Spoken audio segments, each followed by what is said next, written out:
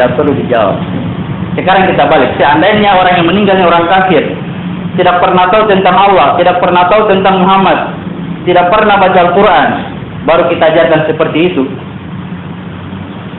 kita suruh dia bohong, kita mengajarkan kebohongan ke dia. Kita suruh dia berbohong. Hai orang kafir, kalau kamu ditanya siapa Tuhanmu, jawab Allah. Itu orang kafir kaget itu. Itu Allah. Ini tadi Tuhannya itu berhala. Ya. Suruh bohong, jawab Tuhan itu Allah. Berarti tidak perlu. Jadi kalau dibahas secara hikmah, ilmu hikmah, tidak perlu ada talqin. Apalagi di kuburan. Talqin yang dimaksud di situ di ayat ini adalah yang mana kuburan? Yang mana kuburan?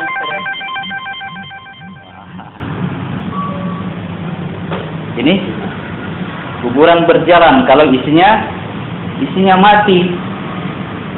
Talqinkan ini, ajari memang sebelum terpaksa diambil, ajari dia. Kalau kamu ditanya tentang Tuhanmu, katakan Allah. Dari mana itu pelajaran? Dari Al-Quran. Makanya dilarang membaca Al-Quran di kuburan. Dilarang membaca Al-Quran di kuburan. Kenapa? Seperti apa itu membaca Al-Quran di kuburan? Membaca Al-Quran tanpa berniat untuk mencari pemahaman di dalamnya, hanya baca saja. Alif lam mim, zalikal kitabul la raiba fihi hudal lil muttaqin alladzina yu'minuna bil ghaib, dan seterusnya. Apa tujuannya? Supaya cepat habis 1 juz. Kejar lagi 2 juz, kejar 3 juz. Apa ini? Membaca Al-Quran di kuburan, meskipun di rumahnya atau di masjid.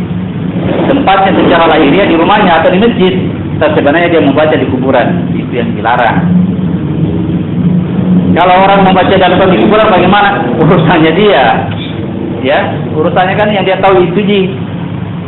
Orang membaca di rumahnya, di masjid seperti itu, bagaimana itu urusannya? Yang masalah itu kita sekarang sudah dengar ini. Ya. Kalau sudah dengar baru masih lagi begitu membaca Al-Quran, kita mami gitu ya. Kalau yang belum tahu ya punilah dia. Itulah. Dapat suruh ikut pengajian. Tahu kami ini. Makanya ya rubah cara membaca Al-Quran. Kita baca 39 ayat 42. Keadaan orang yang 9:14. Allah memegang jiwa orang-orang ketika matinya dan memegang jiwa orang-orang yang belum mati di waktu tidurnya. Ya. Maka dia tahan jiwa orang-orang yang telah ditetapkan kematiannya, dan dia melepaskan jiwa yang lain sampai waktu yang ditetapkan. Menurutnya pada yang beriman itu terdapat tanda-tanda kebesaran Allah bagi kaum yang berpikir. Allah memegang jiwa orang yang mati, dan Allah memegang jiwa orang yang tidur sebelum matinya. Berarti jiwanya orang yang mati dengan jiwanya orang yang tidur itu sama dalam genggaman Tuhan. Ya. Jadi kalau ditanya bagaimana keadaan jiwanya orang-orang yang sudah mati ini, rasakanlah jiwa kita dalam keadaan tidur. Itu dalam kekuasaan Tuhan. Seperti apa jiwa kita kalau kita sedang tidur?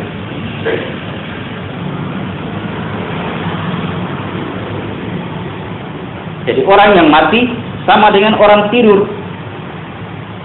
Dalam hal jiwanya ya, dalam kekuasaan Tuhan tidak ada yang bisa kita lakukan pada saat itu.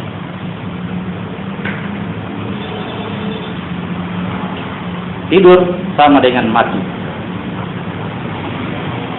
Jadi kalau dikatakan orang mati itu kembali kepada Tuhannya, ya orang tidur juga seperti itu, karena jiwanya dalam genggaman Tuhan, dalam kekuasaan Tuhan.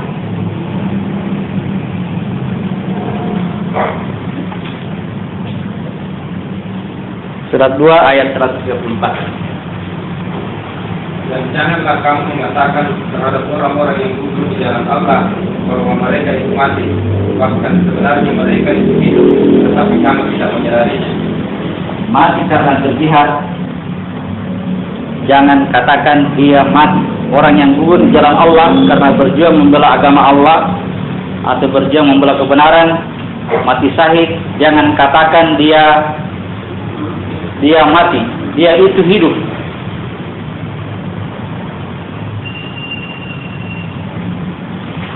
Kalau ditanya seperti apa hidupnya, mereka itu hidup, mereka itu tidak mati. Hidup seperti apa? Apakah orang yang kafir, mati kafir, begitu mati, dia mati terus, tidak akan hidup? Hidup juga. Seandainya kita mati baru mati terus, tidak hidup, kan enak. Bisa juga berbuat jahat sebanyak-banyak. Begitu mati, mati, tidak ada apa-apa. Hanya orang yang mati di jalan Allah yang dibuat hidup, yang dibikin hidup. Hidup seperti apa? Tanda kutip. Hidupnya orang yang mati di jalan Allah karena dia terus mendapatkan pahala. Pahala mengalir kepadanya, ya, bertambah terus pahalanya. Seakan-akan dia masih hidup, seakan-akan dia masih sholat, seakan-akan dia masih membangun masjid, seakan-akan dia masih menolong orang, pahalanya terus mengalir kepada dia. Itu yang dimaksud dengan hidup. Jadi yang dimaksud dengan mati adalah pahalanya terputus. Jadi orang yang murtad, yang keluar dari agama Islam, orang yang murtad atau keluar dari Islam itu dihukum mati. Bukan dihukum mati ditembak, bukan. Dia dianggap sebagai bangkai berjalan. Seperti apa itu bangkai berjalan? Seperti kita sekarang ini, bangkai berjalan itu sebenarnya mengaku tidak. Karena belum berjihad, karena aku itu masih apa ini? Masih berjaya di situ, belum dimatikan, belum dibunuh. Masih kafir, masih ingkar kepada Tuhannya. Setiap kali berbuat kebaikan pasti dia mengaku. Nah, itu bangkai berjalan. Dia melakukan kebaikan banyak sekali tapi tidak ada nilainya. Ya, berjalan tapi mati. Orang yang mati di jalan Allah dan orang yang murtad, keluar dari Islam. Kalau yang Islam mengakui bahwa Allah Tuhan, sedangkan yang murtad keluar dari Islam berarti tidak mengakui Allah sebagai Tuhan. Surat 2 ayat 217. Mereka bertanya kepadamu tentang berperang pada bulan haram. Katakanlah, berperang dalam bulan haram itu adalah dosa besar, tetapi menghalangi manusia dari jalan Allah, kafir kepada Allah, menghalangi masuk Masjidil Haram dan mengusir penduduknya dari sekitarnya, lebih besar dosanya di sisi Allah, dan berbuat fitnah lebih besar dosanya daripada membunuh. Mereka tidak henti-hentinya memerangi kamu sampai mereka dapat mengembalikan kamu dari agamamu. Itu murtad ya, mengembalikan kamu dari agama, murtad itu namanya. Terus seandainya mereka sanggup siapa yang murtad di antara kamu dari agamanya lalu dia mati dalam kekafiran, maka mereka itulah yang sia-sia amalannya di dunia dan di akhirat, dan mereka itulah penghuni neraka, mereka kekal di dalamnya. Hadis Nabi mengatakan, barang siapa yang murtad keluar dari agama Islam, maka dia dihukum mati. Nah, syariat Islam dijalankan. Siapa-siapa yang berani rubah KTP-nya pasti dihukum mati. Syariat Islam. Tapi Al-Quran ngomong bicaranya berbeda. Bahasa Al-Quran bagaimana? Barang siapa yang murtad lalu dia mati dalam kekafirannya. Kata-kata ini kalau kita analisa, barang siapa yang murtad lalu dia mati dalam kekafirannya, itu artinya Tuhan memberi kesempatan kepada dia supaya dia tidak mati kafir. Ya,